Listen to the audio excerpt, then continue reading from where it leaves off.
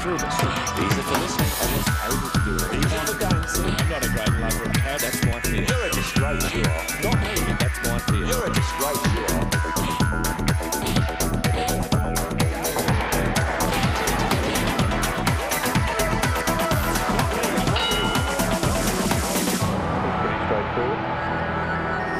Hello and welcome to Shadow Boxing. Today I got in the studios of WTV the Honorable Bob Kucera, who is running for the position of seat of Lawley. Hi Bob. Hi T-Boy, it's lovely to see you again too.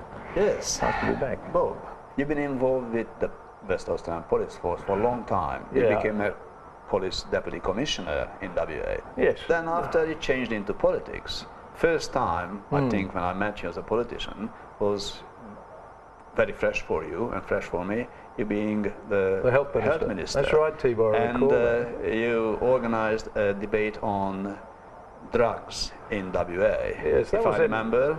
That's right. That was around about October 2001. I set up a drug summit. Well, if I summarise it quickly, we gave the police more power to be able to deal much more flexibly with young people. We gave them the power to use things like infringement notices, etc., for young people that got caught with small amounts of marijuana. Now, the opposition depicted this as a decriminalisation of marijuana. That's what they said, yes. Nothing could be further from the truth. The police still had the option of being able to charge people and lock them up and get them a criminal conviction. That was never taken away. But under the previous government's rules, if you like, they were allowed to have so many plants, they had to have so many grams of the drug. We reduced all of that, but we gave the police very specific powers to be able to deal sensibly with young people that were experimenting. But that's now all gone through the window. Well, that's all been wound back again. Now, so that's all what do been you thrown think away. why this happened? Why the wind back by the Liberals? Well, it's part of the debate, the so-called tough on drugs debate, etc. In fact, it'll change nothing. All it will do is give a whole heap of young people a criminal conviction because they were experimenting and being silly. So if you're getting back to Parliament, are you planning to do something about this issue? Or you just, done yours and Oh no, I think, look, it wasn't me that made that decision. It was over 100 people that came together over a week-long period. Yes. And then we had about 6 to 7 months of debate on the issue, and it was the groups of people that came in from both sides of the argument. Look, we had a spectrum of people that came in that said you had to cut everything off young people, everything they had to be absolutely chopped up. The other end, we had people that said you've got to deal with people compassionately. That's correct. So do you planning to do something again if you get back to Parliament? Look, I'll certainly take it back to the police in that regard and see what their views are on it, because it was designed specifically to free up police to get on and do the more important things than chasing bunches of university students around the place because they were experimenting or smoking a bit of marijuana. There's far more serious things. Look, amphetamine has taken over, and when I get back into Parliament, that's one of the areas that I would certainly be concentrating on, would be amphetamine. I think that is an absolute scourge. It's worse than heroin. It's easily produced. And I would say to anybody, just don't get into it.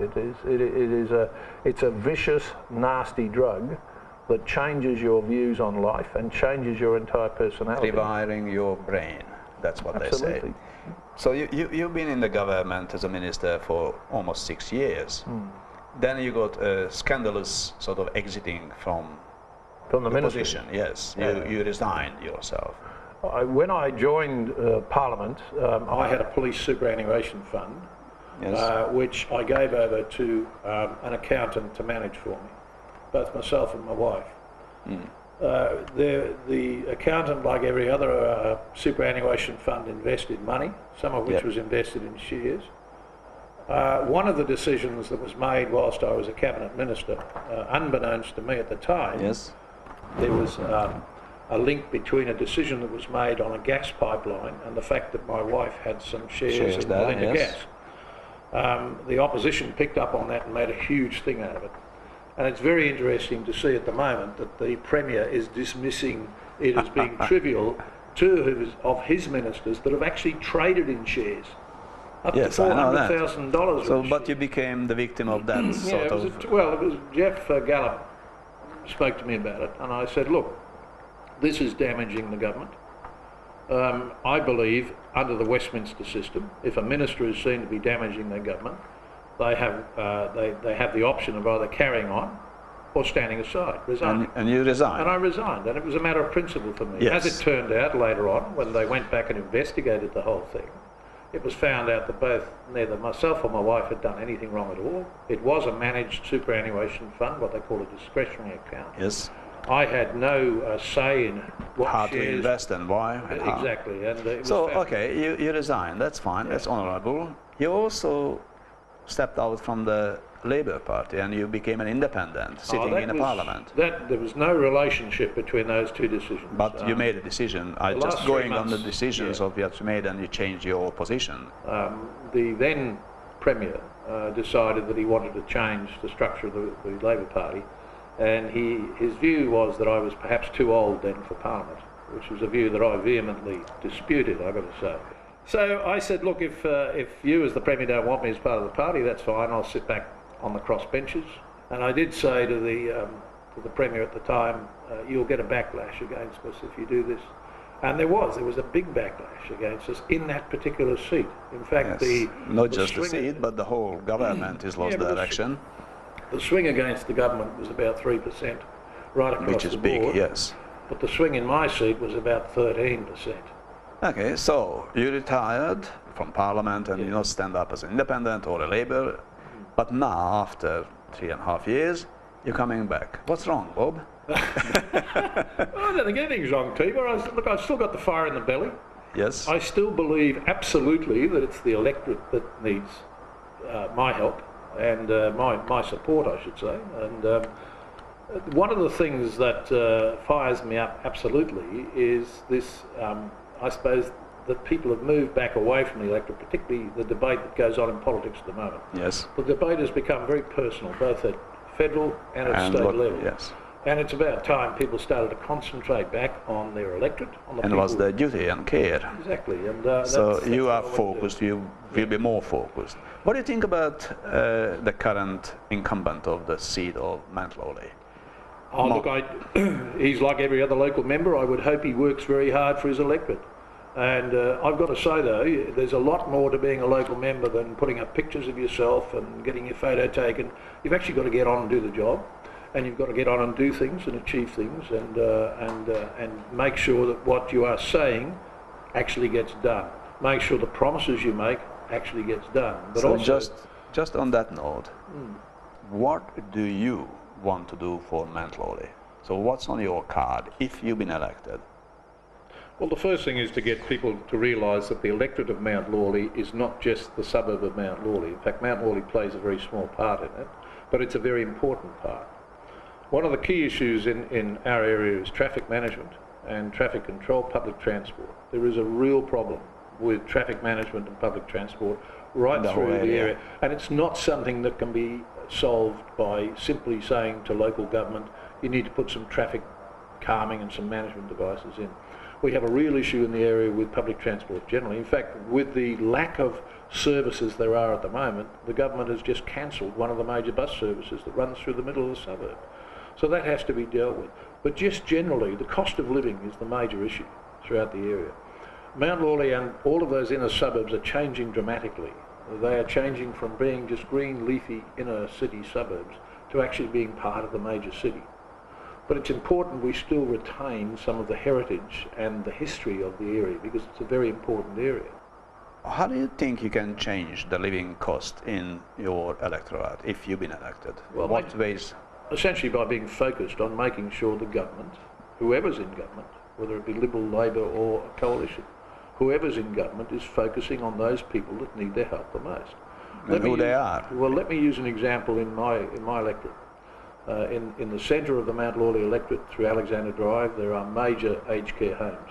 I'm actually the deputy chair of RSL Care. So I hear first. So life of seniors. Yeah, and at the moment there is not a voice for seniors in the community. There is. So that's one very important thing. Absolutely. For you. I've been, since I left Parliament 3.5 years ago, I've been involved with the Council on the Ageing, and I'm actually the chair of the Council on the Ageing for Western Australia. And I sit on the board of Kucera Australia, and we have a direct link to both the federal and state ministers in terms of what seniors need within the community. And don't forget, by getting a proper deal for older Australians, you're building the future with that. You're also benefiting the younger Australians. Absolutely. Because at the moment, almost 20% of the Australian public is approaching or is over the age of 65, 20%. Another 16% are under the age of 18.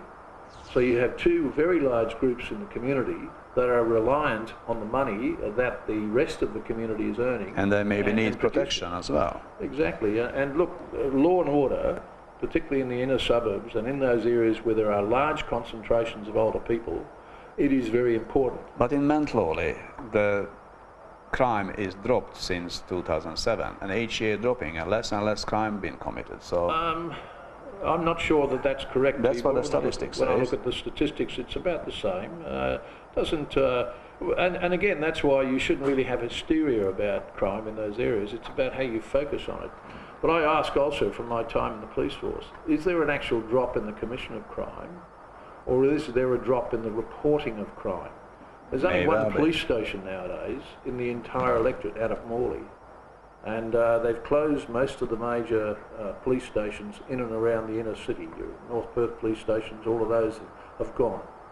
So people nowadays, and there's been a big debate recently about the reporting of crime in terms of telephones, whether you can get through how to the could police, you do that, or internet, or whether the police actually attend, etc., etc. So statistics can be manipulated many That's ways. very true, Bob. But I think we're running out of time for the first half. Now we're coming back. Stay with us, because shadowboxing coming back, and we will talk to Bob Kucera more.